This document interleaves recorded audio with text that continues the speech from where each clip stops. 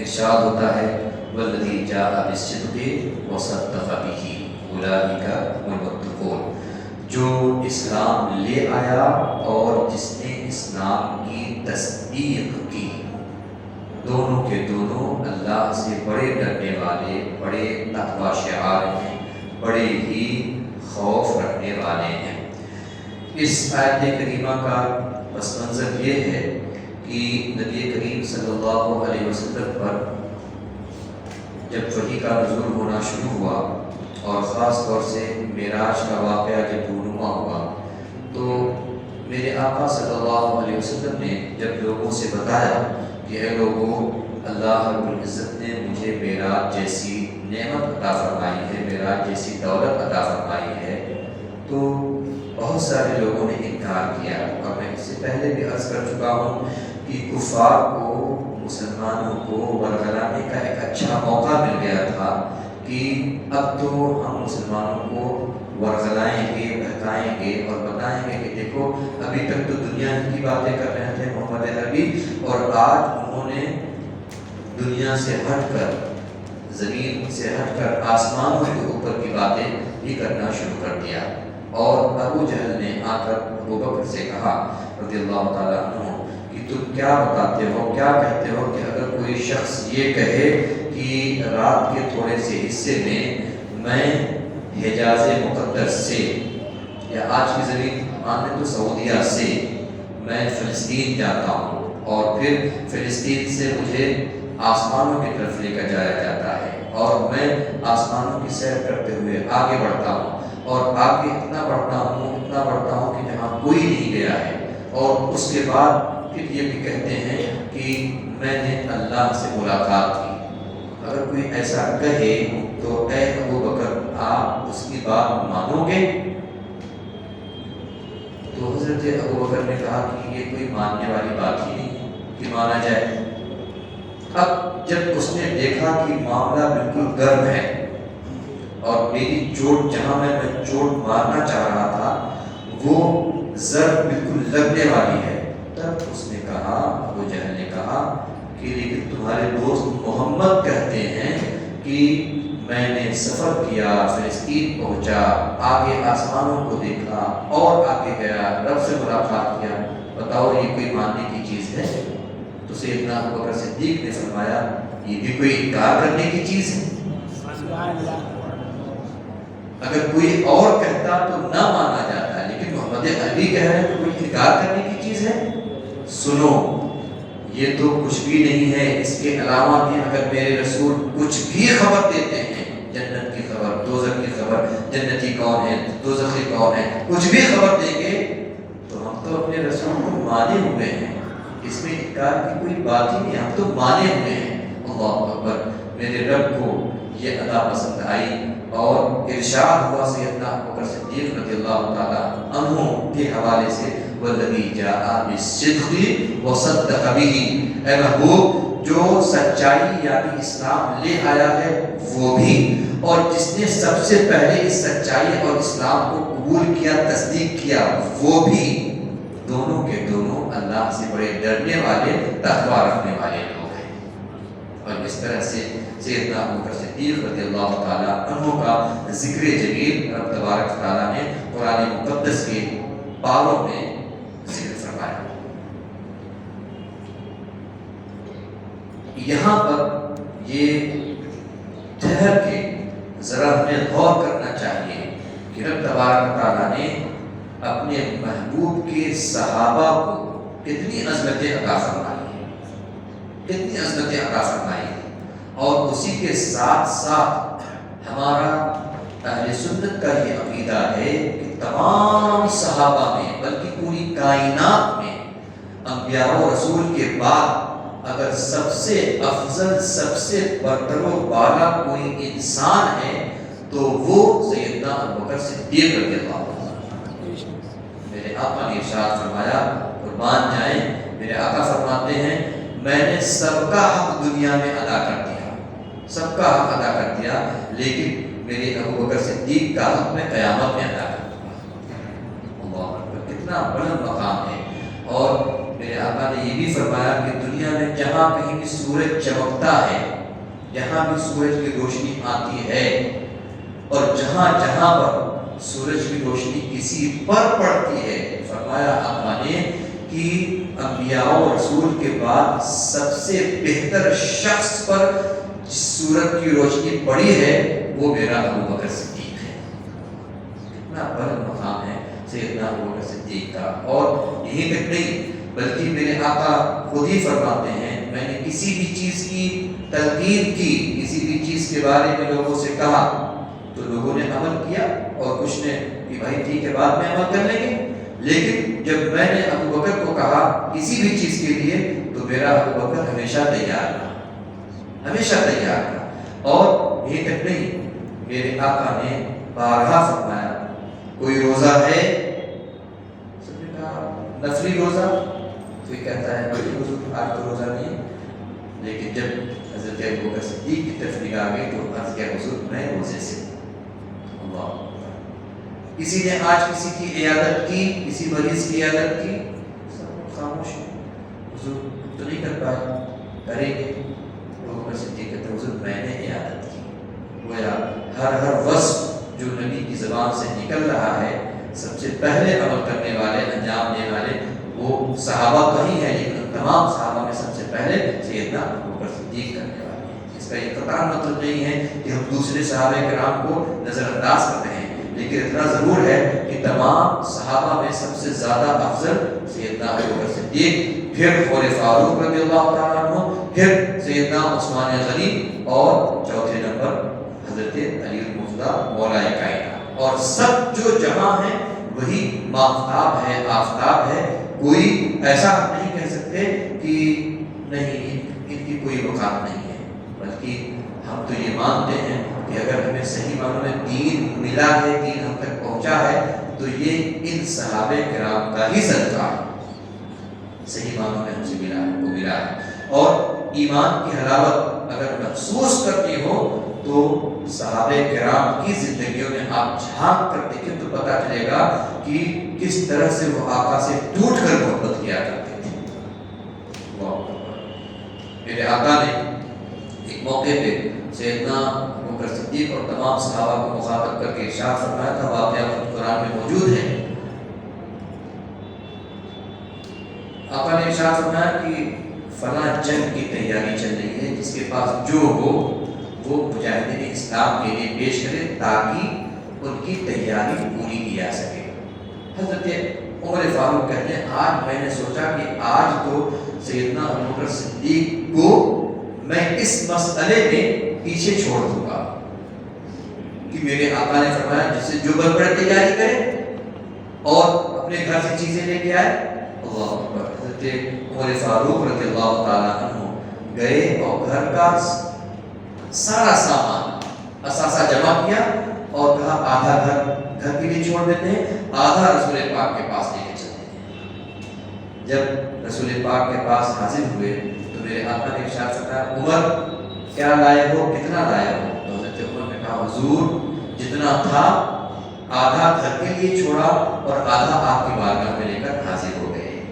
میرے آقا مسکرائے اور پھر تشریف رکھے، سب نے بیٹھ کر اپنا اپنا جو بھی جس سے ہو رہا تھا دے رہے تھے۔ ادھر سے سیدنا ابو بکر صدیق آ رہے ہیں، اثاثہ لے کر پہنچے اور رسول پاک کی بارگاہ میں پیش کیا۔ میرے آقا نے ارشاد فرمایا ابو بکر کیا لائے ہو، کتنا لائے ہو؟ کہا حضور جتنا گھر میں تھا سب اٹھا کر لے کے آ گیا۔ کہا کچھ گھر میں چھوڑا بھی ہے؟ کہا اللہ و رسول کی محبت چھوڑ کے آیا ہوں۔ کہا حضور آپ سلامت رہیں گے تو پھر یہ سارا سامان پھر سے مل جائے گا، اب آپ کی زبان سے کچھ نکلے اور آپ کا یار خار کچھ گھر پہ چھوڑ کے آئے؟ حضور ایسا نہیں ہو سکتا، سب کچھ لے کر آ گیا۔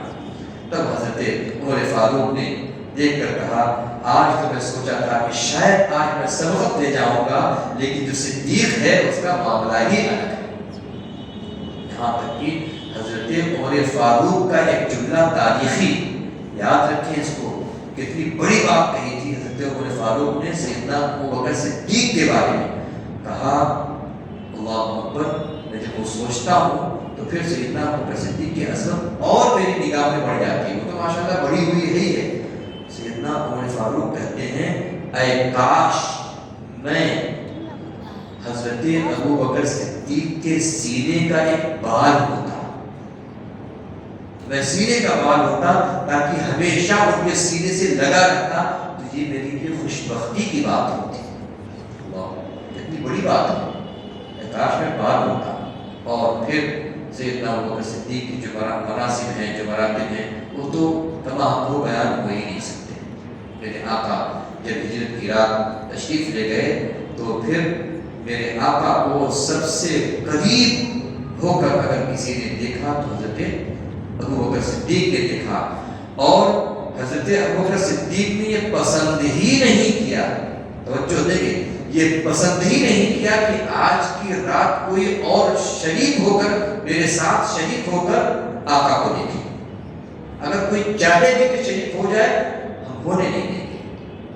اور دنیا نے دیکھا، تاریخ بتلاتی ہے، سانپ بھی چاہ رہا تھا کہ شریک ہو جائے، آقا کا دیدار کر لے جاتا تھا، نو نو نو نو نو ناٹ الاؤڈ ٹوڈے۔ صرف اور صرف آج ابو بکر دیکھے گا، آقا کا چہرہ ہوگا اور ادھر سے ابو بکر کی نگاہ ہوگی۔ آج تو دیدار یاد کی رات ہے، آج کسی کو شریک نہیں کیا جائے گا۔ دنیا نے دیکھا، سامنے ڈسا، کوئی اثر نہیں، کوئی بات نہیں، کاٹو لیکن چھوڑیں گے نہیں، جگہ نہیں چھوڑیں گے۔ کیوں؟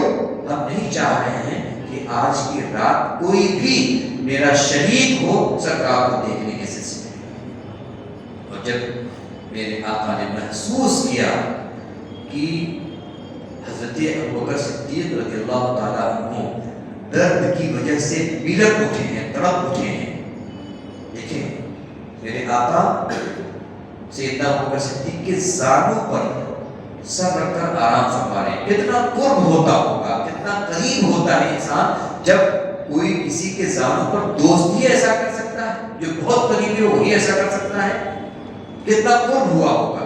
اور سیدنا ابوبکر صدیق دیکھ رہے ہیں اور ادھر سے ایڑی میں سانپ میں ڈسا بھی اور ڈسے جا رہا ہے، کنٹینیو ڈسے جا رہا ہے، لیکن حضرت ابوبکر صدیق ہٹا نہیں ہے۔ اور جب درد کی وجہ سے سیدنا ابوبکر صدیق تڑپ اٹھے تو سوچے آپ، پھر بھی یہ گوارا نہیں کیا کہ پیر کو حرکت دے دیں۔ کیوں؟ اس لیے کہ اگر حرکت دے دیں گے تو جانے جانا تمام نبیوں کے سردار کے نیند میں خلل پڑ جائے گی۔ اے سانپ تو کاٹ رہا ہے تو کاٹ لے، تو اپنی تمنا آرزو پوری کر لے اور مجھے میری پوری کر دے۔ نہیں ہٹایا پیر۔ اور جب میرے آقا نے محسوس کر لیا کہ صدیق تڑپ رہے ہیں، پریشان ہیں، تو میرے آقا نے ارشاد فرمایا کیا ہوا اے ابوبکر، کیا ہو گیا؟ تو سیدنا ابوبکر صدیق نے کہا حضور کوئی جانور ہے جو قدموں پہ ڈس رہا ہے، ڈنک مار رہا ہے، پریشان کر رہا ہے۔ میرے آقا نے ارشاد فرمایا گھبراؤ نہیں، اگر تم نے نبی کے لیے اتنی بڑی قربانی دی ہے تو یہ نبی بھی تمام نبیوں کا سردار ہے، تمہاری درد کو ایسے ایسے ختم کر دے گا۔ میرے آقا نے فرمایا تمہارے درد کو ایسے تمہارا دوست ختم کر دے گا۔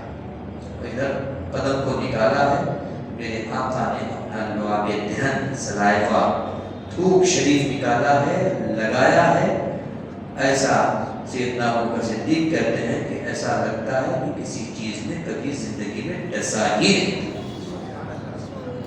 کہنے کو تو لوگ کہتے ہیں کہ نبی تو بشر ہیں، برابر ہیں، قل انما انا بشر مثلکم یوحی الی، آج بھی وہ آیت کریمہ تلاوت کی گئی کیونکہ یہ 2 بار قرآن پاک میں آیا ہے۔ کہنے کو لوگ کہتے ہیں میرے نبی اگر خود کہیں میں بشر ہوں، میں تمہاری طرح ہوں، وہ کہہ رہے ہیں وہ کہیں، لیکن ہم کو یہ حق نہیں پوچھتا کہ ہم بھی کہیں ہاں ہاں آپ بشر ہیں، ہماری طرح ہیں۔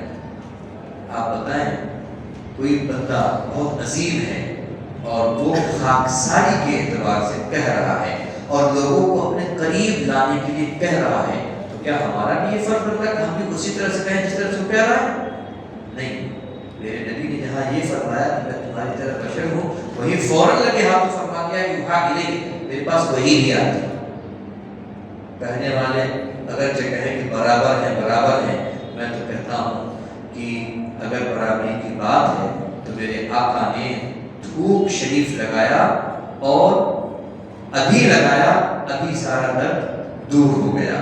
ذرا تم بھی اپنا تھوک اپنے کسی عزیز کو لگا کے دکھاؤ کہ اس کو اگر درد ہو رہا ہے تو وہ دور ہو جائے۔ میں تو کہتا ہوں تم اپنے بیٹے کو اگر تھوک لگاؤ، اپنی بیٹی کو کسی درد میں تھوک لگاؤ، یا یہ کہ اپنی سب سے زیادہ جو قریب ہے تمہاری شریک حیات ہے اس کو اگر اپنا تھوک لگا دو تو شاید تمہارا گال بھی لال ہو جائے۔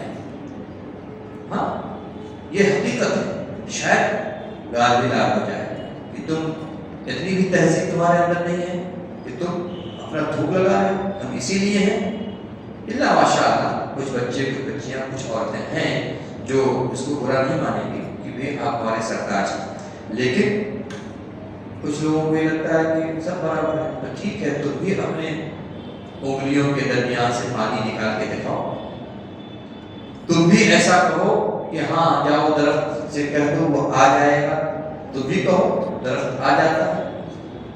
تم بھی دکھاؤ کہ کوئی جانور ہے اور وہ آ کر تمہارے قدموں پہ جھک جائے، اور خاص طور سے بگڑا ہوا جانور، بدکا ہوا جانور ذرا دکھاؤ۔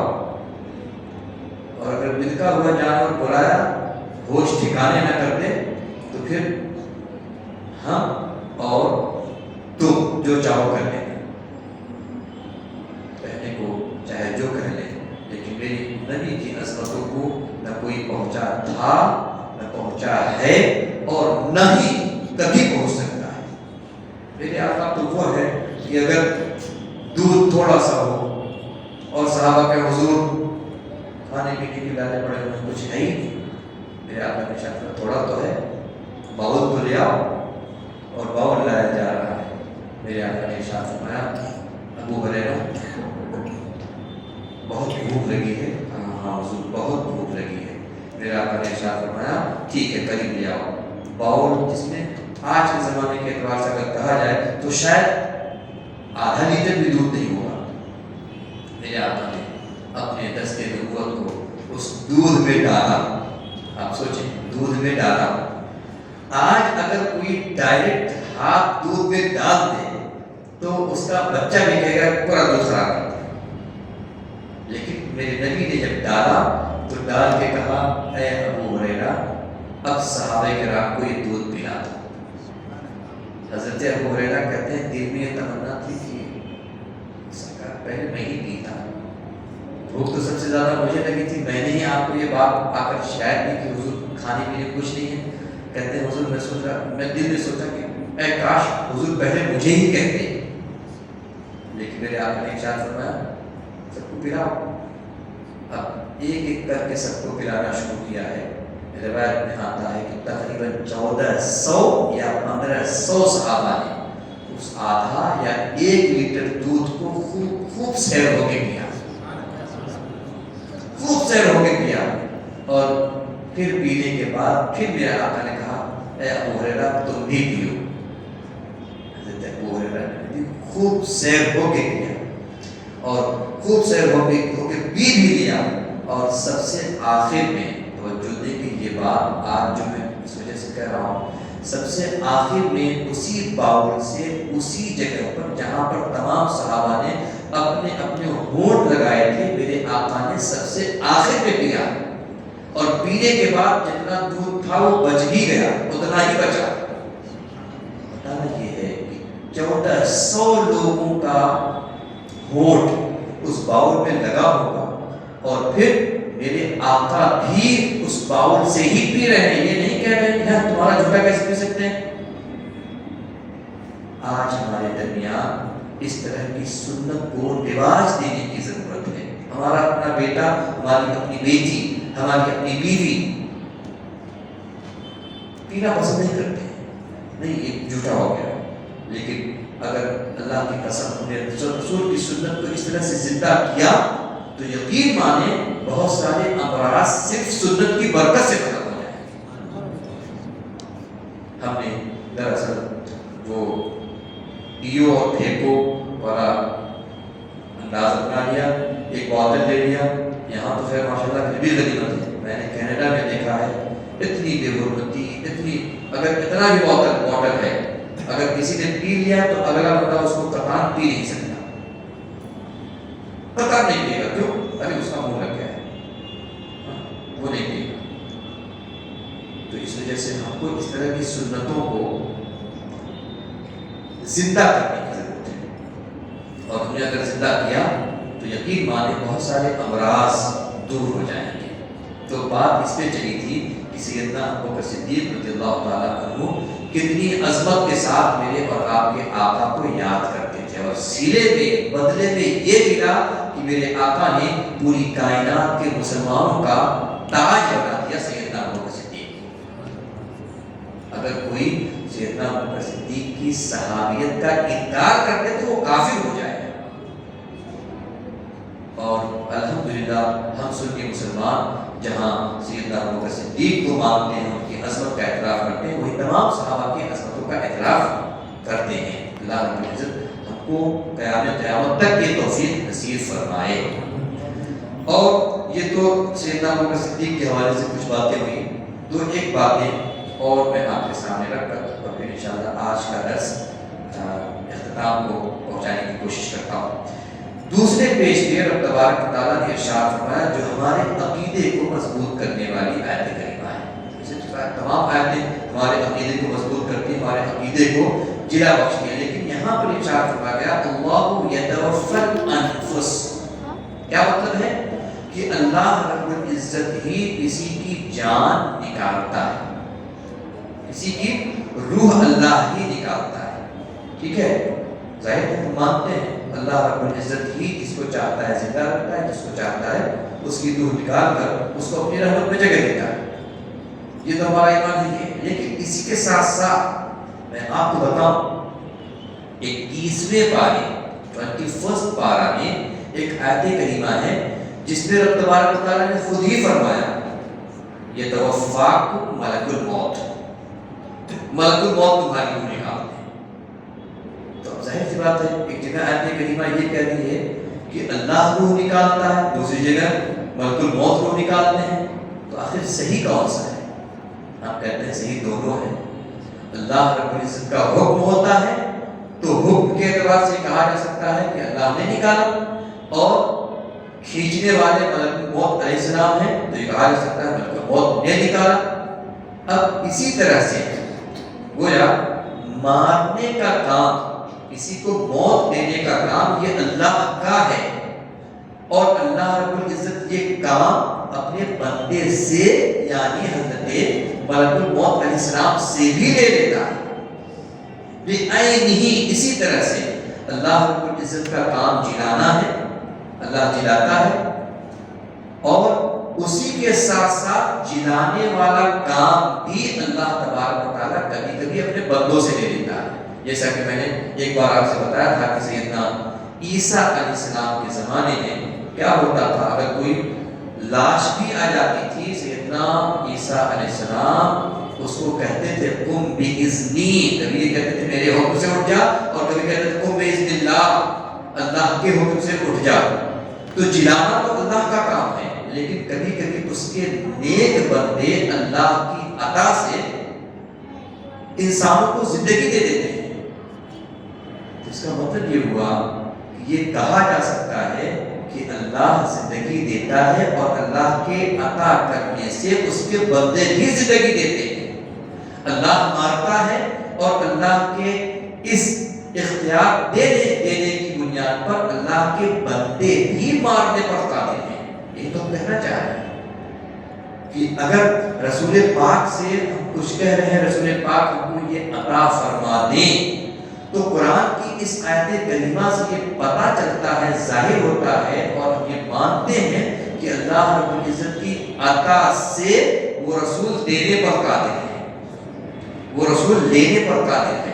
اور قرآن خود ہی کہتا ہے وَمَا آتَاكُمُ الرَّسُولُ فَخُذُوهُ، رسول جس چیز کو تمہیں دیں اس کو لے لو۔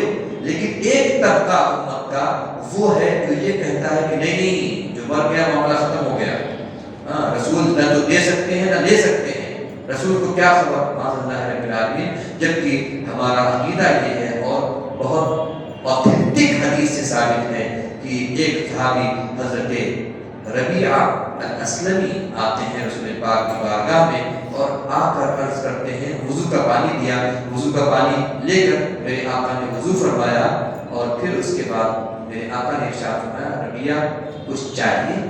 Do you need anything؟ کچھ چاہیے؟ اب ذرا دیکھیں، صحابی تھے، وہ یہ کہہ سکتے تھے کہ حضور مانگنا تو صرف اللہ سے ہے، آپ ایسا کیسے کہہ سکتے ہیں؟ We can only ask from Allah because Allah is giving. اور آپ کو کیا اختیار ہے، آپ کیا دے سکتے ہیں؟ لیکن نہیں، وہ صحابی تھے، وہ جان رہے تھے کہ رب تبارک و تعالیٰ نے اپنے محبوب کو بااختیار بنایا ہے۔ تو اچھا صحابی تھے تو مانگا کیا؟ عرض کیا حضور جب آپ کا دریائے کرم جوش میں ہے تو میں یہ مانگتا ہوں کہ آپ مجھے جنت میں اپنے ساتھ رکھیں۔ سوچیں، صرف یہ نہیں کہ جنت مانگیں بلکہ جنت میں آپ اپنے ساتھ رکھیں، یہ میں چاہتا ہوں۔ I need that I should be with you in paradise whenever it is۔ جب جنت لگ چکی ہو، سج چکی ہو، سب اس میں جا چکے ہوں تو حضور میں چاہتا ہوں کہ I will be with you in paradise، جنت۔ میرے آقا نے یہ نہیں ارشاد فرمایا کہ جنت دینا تو اللہ کا کام ہے، تم نے تو شرک کر دیا، تم نے جنت مجھ سے مانگی، تو کوئی پتا نہیں ہے یہ اللہ کا دینے کا کام ہے؟ نہیں، میرے آقا نے یہ نہیں ارشاد فرمایا۔ میرے آقا نے مسکرا کے ارشاد فرمایا، کچھ اور بھی چاہ رہے ہو؟ کچھ اور بھی چاہ رہے ہو؟ یہاں سے ہمیں یہ عقیدہ ملتا ہے کہ میرے آقا کو رب تبارک و تعالیٰ نے اتنا اختیار دیا ہے کہ اگر چاہیں تو کسی کو جنت کی ضمانت عطا فرما دے، جنت کا سرٹیفکیٹ عطا فرما دے۔ الحمدللہ۔ اور پھر میرے آقا نے ارشاد فرمایا، چلو ٹھیک ہے، یہ تو تم کو مل گیا، اب میں بھی تم سے ایک چیز مانگتا ہوں۔ سبحان اللہ، گویا مانگنا، کوئی چیز طلب کرنا، چاہے اللہ سے یا اللہ کی علامہ سے، صحابی بھی طلب کر رہے ہیں تو مشرک نہیں ہو رہے ہیں، اور میرے آقا بھی طلب کر رہے ہیں تو مشرک نہیں ہو رہے ہیں۔ میرے آقا نے ارشاد فرمایا، میں تم سے ایک چیز مانگتا ہوں۔ حضور فرمایا کرم۔ تو میرے آقا نے ارشاد فرمایا، اب تم سجدوں کے ذریعے سے میری مدد کرو۔ میں نے تم کو جنت کی ضمانت دے دی، اب سجدوں کے ذریعے سے تم میری مدد کرو۔ اب سجدے تمہارے بڑھ جانے چاہیے، ایسا نہ ہو کہ جنت کی ضمانت مل گئی تو اب چلو تو معاملہ حل ہو گیا۔ نہیں، سجدوں کے ذریعے سے میری بھی مدد کرو۔ میرے آقا گویا دو طرفہ عقیدہ دے رہے تھے کہ اگر کوئی بندہ ہو کے رسول سے مانگے تو یہ بھی جائز ہے، اور رسول ہو کے کسی بندے سے کچھ طلب کرے تو یہ بھی جائز ہے۔ اور میرے امام نے ماشاءاللہ اتنی پیاری بات کہی، وہی کون دیتا ہے، دینے کو منہ چاہیے، ہم کہتے ہیں یہ منہ اور وصول کی داد، اس وجہ سے دینے والے کا چہرہ بھی دیکھا جاتا ہے، دے رہا ہے، دینے کی حیثیت رکھتا ہے یا نہیں۔ اور ہمارے آقا کا عالم تو یہ ہے، میرے امام نے کہا تھا کون دیتا ہے، دینے کو منہ چاہیے، دینے والا ہے سچا ہمارا نبی، دینے والا ہے سچا ہمارا نبی۔ اور امام اہل سنت نے آخری شعر میں کہا تھا، ہم تو سب غمزدہ لوگ ہیں نا، ہم تو سب پریشان حال لوگ ہیں، ہماری نگاہیں اٹھ جائیں تو گناہ ہو جائے، ہماری نگاہیں جھک جائیں تو گناہ ہو جائے، قدم اٹھے تو گناہ، ہاتھ اٹھے تو گناہ، ہم تو گناہوں سے اٹے پٹے ہوئے ہیں۔